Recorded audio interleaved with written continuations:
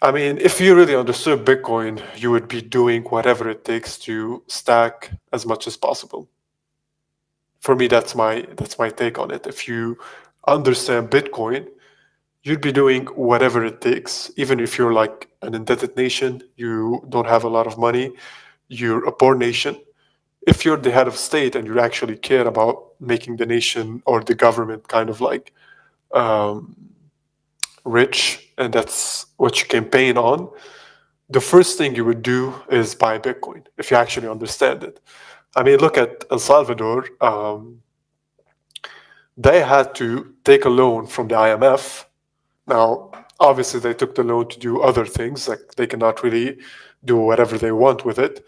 But it looks like ever since they caved to the IMF, so to speak, and took that loan, they have been increasing their Bitcoin stack. So I think we can have a look at it here.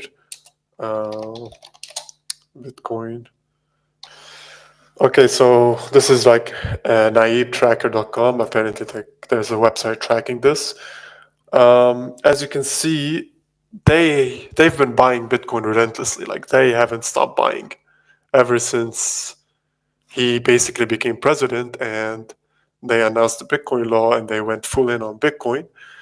They started from zero and now they're all the way to 3,000 something Bitcoin.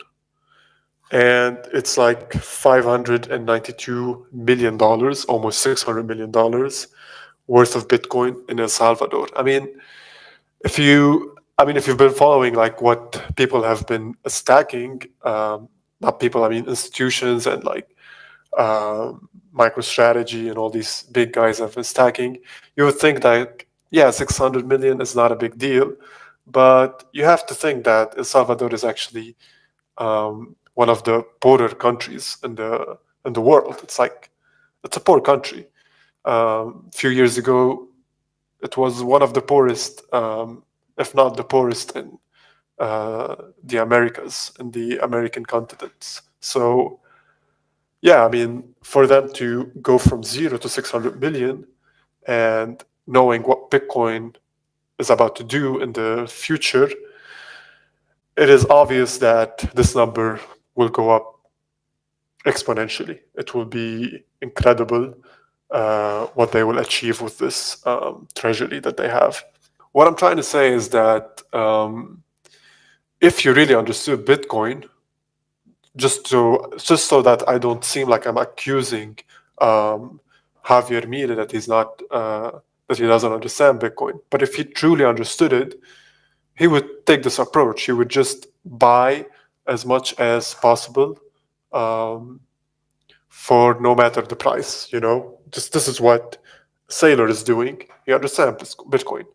This is what Bukele is doing. He understands Bitcoin. This is what a regular pleb is doing who understands Bitcoin. So that's really what you should be doing to maximize as much as possible your potential with Bitcoin.